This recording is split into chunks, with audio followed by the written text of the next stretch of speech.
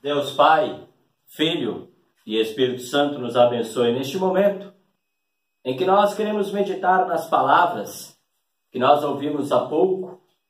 O profeta Amós respondendo a Amazias, ali em Amós capítulo 7, versículo 14. Amós respondeu: não sou profeta por profissão, não ganho a vida profetizando, sou pastor de ovelhas e também cuido de figueiras. Essas palavras, na interpretação de São Basílio, mostram a imagem e também a pretensão do cristianismo. A expressão cuido de figueiras, ou melhor, a tradução é entalhador de sicômoros. Aqui logo na frente da nossa capela tem um pé de figo. Já pensou o figo, aquela fruta, ser entalhador de figo? É isso que o profeta está falando. Entalhador de sicômoros. Amós, o profeta Amós, ele diz que cuidava de figueira doida. Era uma espécie de figueira ou de figo inferior, que naquela época era cultivada ali no Oriente Médio, bem como na África. E isso já há milênios. Também se cultivava no Egito. Esta expressão figueira doida, ela não aparece somente aqui em Amós, capítulo 7, versículo 14. Aparece também em outras passagens bíblicas. Aparece lá em 1 Reis, capítulo 10, versículo 27. Aparece em 1 Crônicas 27 e 28, 2 Crônicas 1:15, também 2 Crônicas 9, 27, no Salmo 78, 47, no profeta Isaías, capítulo 9, versículo 10, aqui em Amós 7:14, e no Novo Testamento, esta figueira brava aparece lá em Lucas, capítulo 19, versículo 4. O sicômoro era, na verdade, uma árvore que produzia frutas sem sabor. E justamente por serem frutos sem sabor, quem cultivava essa figueira brava, que era o caso de Amós, lá no norte, lá no sul, em Judá, ele tinha que fazer uma incisão para sair o suco e assim transformar o fruto sem sabor num fruto comestível. Por isso, quando o profeta Amós está respondendo, cuido de figueiras, ele está falando, eu sou um furador de sicômoros, ou seja, eu sou especialista em tornar agradável aquilo que é desagradável. Esse costume de furar ou riscar os figos da figueira doida, da figueira brava, ou furar, raspar os sicômoros, era bem conhecido no Egito e também em Chipre, desde os tempos antigos. Mas esse costume, atualmente, ele não existe mais. Por quê? Porque agora Israel já produz outra qualidade de figo, e não mais essa. Só que os israelitas, de maneira bem especial Amós, tinham esse costume na época do profeta Amós. Por quê? Porque lá nas terras de Israel, eles produziam essa figueira já proveniente do Egito. Furar o figo de uma figueira doida, ou raspar, ser entalhador de sicômoros, era justamente fazer com que a água fosse absorvida e aqueles figos que não prestavam agora se tornassem suculentos. Quando se furava um sicômoro ou quando se raspava um sicômoro, na verdade, a produção de gás etileno acelerava o amadurecimento em até 8 vezes E isso também acabava resultando em frutos maiores e mais doces. As vespas, elas não conseguiam estragar o fruto. Como eles amadureciam muito rápido, não dava tempo para perder a produção. Só que sem o furo, ou sem o risco no figo, no sicômoro, ele continuava sendo o que ele era, ou seja, imprestável. Claro, eu sei disso. A gente não pode forçar o texto a dizer o que na verdade ele não diz. Mas se a gente for olhar para esse detalhe, eu cuido de figueiras, só esse detalhezinho, ele já tem muito a nos ensinar a respeito desse texto.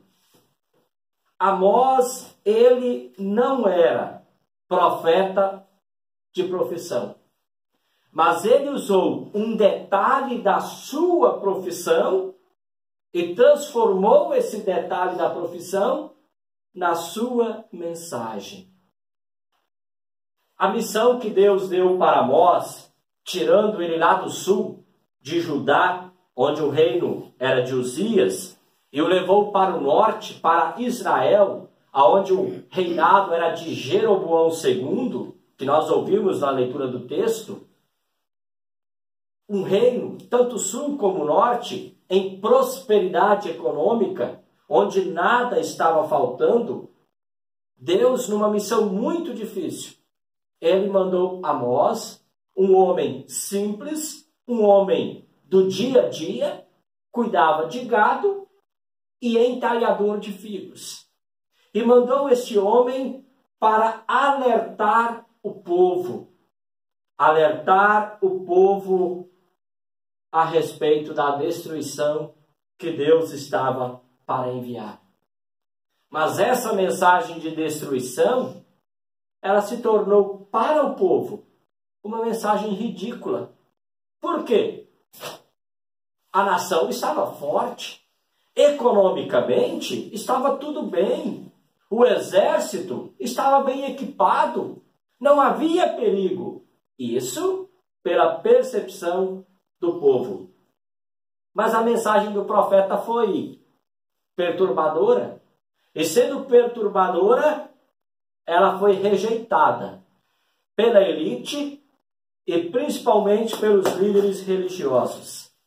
Tanto que Amazias, que era um sacerdote de Betel, funcionário do rei, ele chega até Amós e fala: Amós, pare de profetizar em Israel, volte para a sua casa. O versículo 10 até o 13. Amazias, o sacerdote de Betel, mandou o seguinte recado a Jeroboão, o rei de Israel: Amós está planejando uma revolta contra o Senhor no meio do povo. O que ele está dizendo põe o país em perigo. Ele anda falando assim: Jeroboão morrerá numa guerra, e o povo de Israel será levado como prisioneiro para fora do seu país. Depois Amazias disse a Amós: fora daqui, seu profeta. Volte para a sua terra de Judá. Ganhe a vida por lá com as suas profecias. Pare de profetizar aqui em Betel, pois este é o santuário onde o rei adora. Este é o templo principal do país. A mensagem, ela foi rejeitada, ela foi distorcida. Essa é a verdade, foi distorcida. Se disse para Jeroboão aquilo que Amós não estava dizendo. A mensagem do profeta estava incomodando a elite do país e principalmente líderes religiosos. Mas diante desse apelo de Amazias para que Amós volte para sua casa, Amós respondeu: não sou profeta por profissão. Não ganho a vida profetizando. Sou pastor de ovelhas e também cuido de figueiras. E continuou o profeta dizendo, versículo 15 até o 17. Mas o Senhor Deus mandou que eu deixasse os meus rebanhos e viesse anunciar a sua mensagem ao povo de Israel. Portanto, escute a mensagem de Deus, o Senhor. Você, Amazias, diz que eu não devo continuar profetizando contra o povo de Israel. Mas o Senhor diz a você: a sua mulher virará prostituta aqui na cidade, e os seus filhos e as suas filhas morrerão na guerra. O seu país será dividido entre outros países, e você morrerá numa terra pagã, e o povo de Israel vai ser levado como prisioneiro para fora da sua terra. Que coragem! Essa do profeta Amós. O cara vem, Amazias, e fala: olha, fora daqui, saia, como se fosse uma ameaça. E ele simplesmente diz: Amazias, ouça a mensagem do Senhor. A mensagem do Senhor para Amazias, para o povo de Israel e também para nós, é a mensagem dos sicômoros. O sicômoro, para tornar-se agradável, precisava ser furado ou riscado. Ou seja, precisava ser ferido. O problema não estava na mensagem de Deus através do profeta Amós. O fato é que aquele povo, naquela época, estava seguro economicamente e politicamente. Só que toda aquela segurança econômica e política estava favorecendo apenas os empresários e o governo. Bem, daí nós sabemos, né? Se algo agrada os maiores, os menores devem se calar. A mensagem do profeta Amós estava denunciando a corrupção geral que estava tendo naquela época. A prosperidade que Israel estava vivendo, na verdade, o pagamento que o povo recebia era a injustiça social e a escravidão. Lá, 2 Reis 14, 26, o próprio livro de Amós, capítulo 2, versículo 6, também o capítulo 8, versículo 6, diz que o resultado da prosperidade de Israel foi justamente a miséria do povo. Qualquer semelhança com os nossos dias é mera coincidência. Outros dois profetas também pregavam no mesmo tempo, eram contemporâneos de Amós, o profeta Miqueias e o profeta Oséias. E diferente de Miqueias e Oséias, Amós não foi preparado para ser um profeta. Ele, na verdade, era um homem do dia a dia. Cuidava de ovelhas e entalhava figos. Mas esse homem do dia a dia, um homem comum, esse homem foi enviado por Deus para levar uma mensagem para o seu povo, a mensagem dos sicômoros. Aquela nação, a nação de Israel, precisava ser ferida na sua vaidade e na sua corrupção. Eles estavam ficando ricos, mas o povo sofria a injustiça social e a escravidão. A mensagem dos sicômoros para a realidade brasileira hoje. Nós estamos acompanhando, e podemos dizer que até com certa tristeza, a corrupção no Brasil ela está tão generalizada que quem é honesto se transformou num verdadeiro idiota. Parece que a corrupção é que é natural. O ser honesto é anormal. A corrupção ela é como um câncer e está devorando toda a sociedade brasileira. Outra coisa, os costumes cristãos, as tradições cristãs, elas estão em xeque, a ponto de serem tratadas como conservadoras, e esses costumes e tradições, eles acabam sendo também ignorados. se nós deixarmos ao nosso bel prazer, nós também poderemos ser sicômoros sem sabor, sem serventia nenhuma. Por quê? Porque nós somos de natureza pecaminosa. E tudo que nós gostamos é daquilo que Deus reprova, é daquilo que Deus detesta e condena. Nós também precisamos da mensagem dos sicômoros.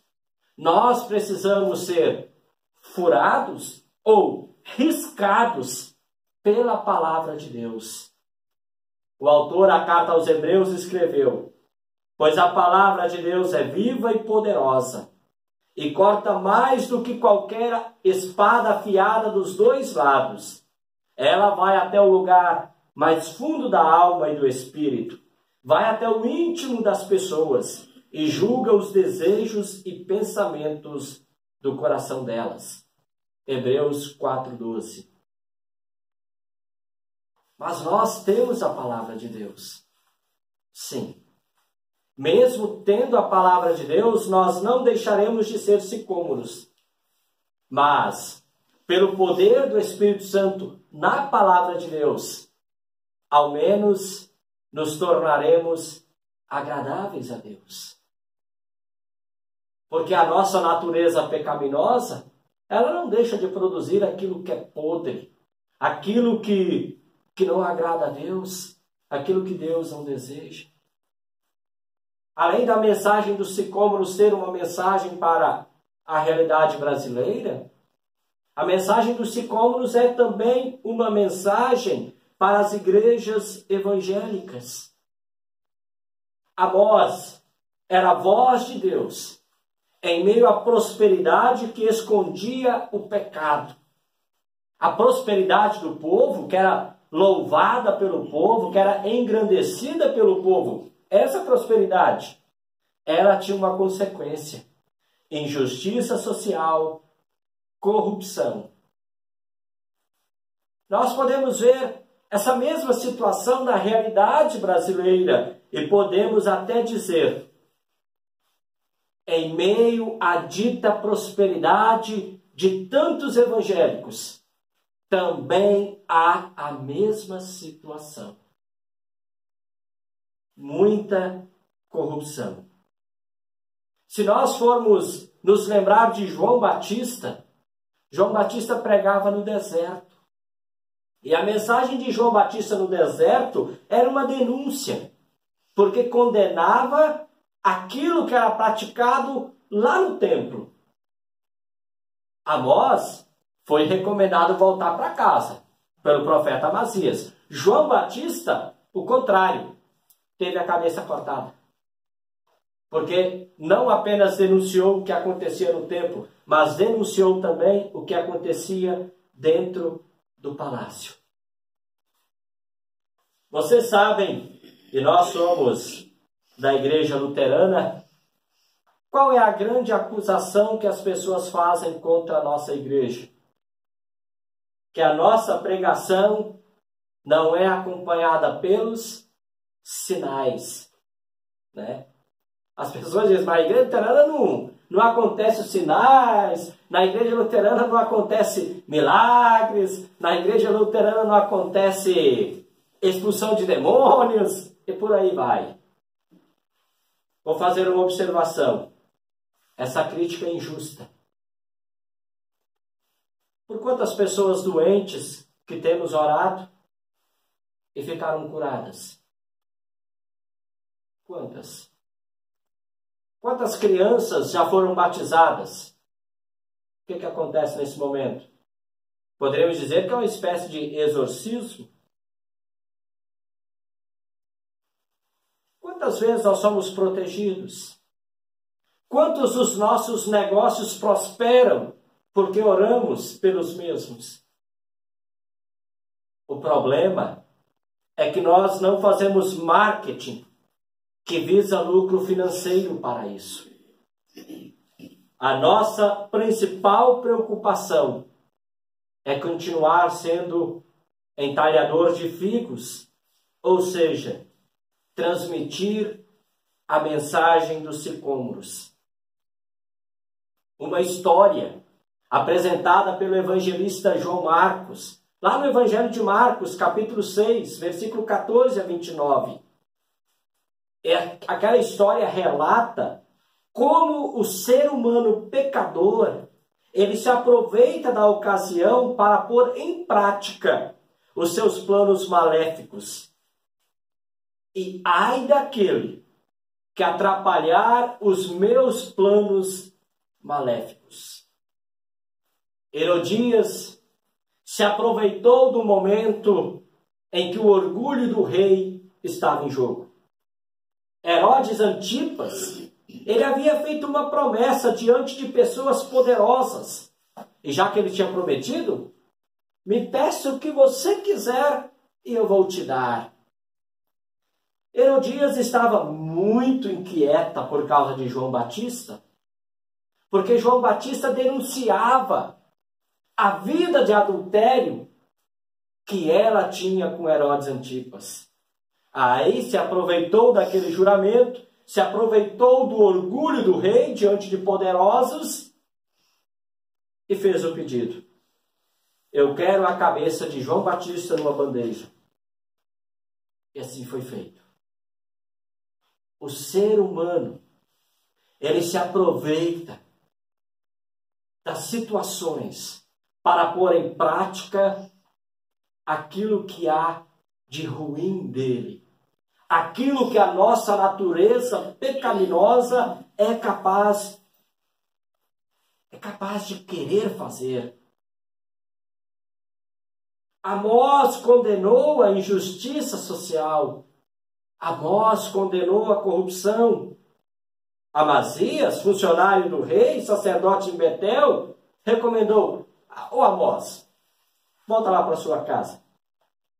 Essa mensagem que você veio trazer para Israel, ela fere Israel. Sim, mas ela está atrapalhando a aquisição de riqueza adquirida à custa da escravidão, corrupção e injustiça social. O mesmo acontece hoje. Falar contra a teologia da prosperidade, falar contra a teologia da glória, é falar contra os charlatões que usam a palavra de Deus não para ferir o pecador, para que o mesmo se arrependa e encontre vida.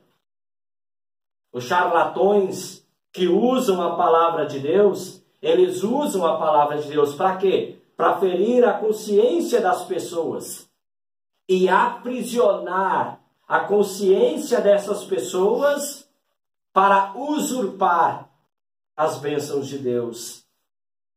E o que isso tem causado à pregação?